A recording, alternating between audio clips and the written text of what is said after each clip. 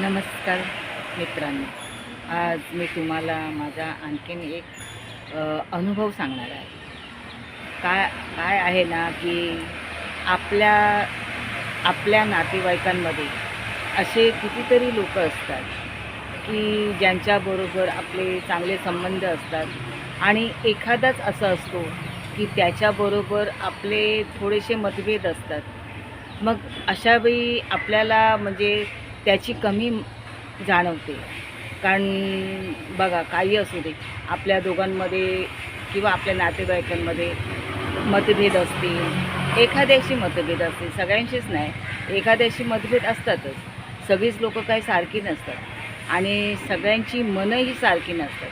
त्याच्यामुळे काय एखादी व्यक्ती अशी असते, की तिला आपले निर्णय पटत नाही किंवा तिचे निर्णय आपल्याला पटत नाही.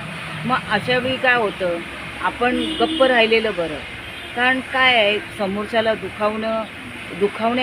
समोरच्याला दुखावण्यापेक्षा आपण गप्प बसलेलं बरं. पण ती व्यक्ती चांगल्या मार्गाने जावं किंवा ती सुधारावी म्हणून आपण प्रयत्न करतो. पण ते बोलून करतो. पण बोलण्यामुळे काय आपल्या बोलण्याचा परिणाम होत नाही त्यांच्यावर. ते जसं वागायचं तसंच वागतात आणि मग आपल्याला त्याचं दुःख होतं.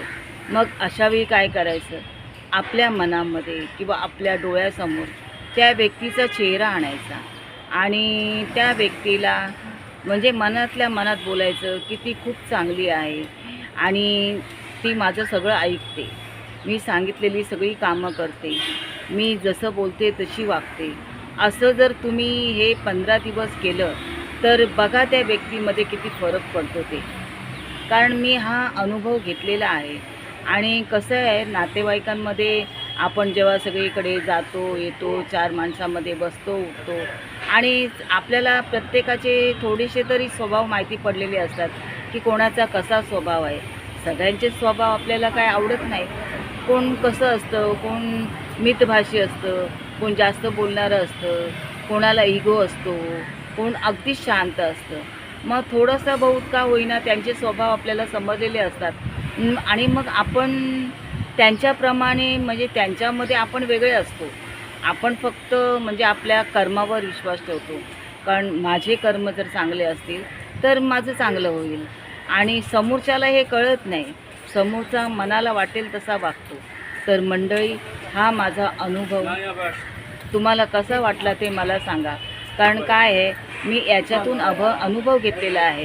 ज्या व्यक्तीशी माझे मतभेद होते किंवा माझे विचार ज्या व्यक्तीला पटत नव्हते, त्या व्यक्तीला मी डोळ्यासमोर आणून त्या व्यक्तीविषयी चांगल्या पॉझिटिव्ह अफर्मेशन बोललेले आहे.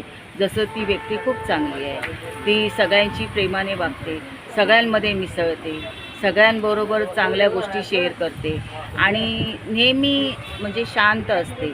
आणि हे मी 15 दिवस केलेलं आहे आणि 15 दिवसांनी मला याचा फरक पडलेला आहे. तर मंडळी, हा व्हिडिओ तुम्हाला कसा वाटला आणि माझा अनुभव तुम्हाला कसा वाटला ते मला नक्की सांगा आणि तुम्ही पण हे करून बघा. तुम्हाला याच्यामध्ये किती फरक पडतो ते. धन्यवाद मंडळी, धन्यवाद.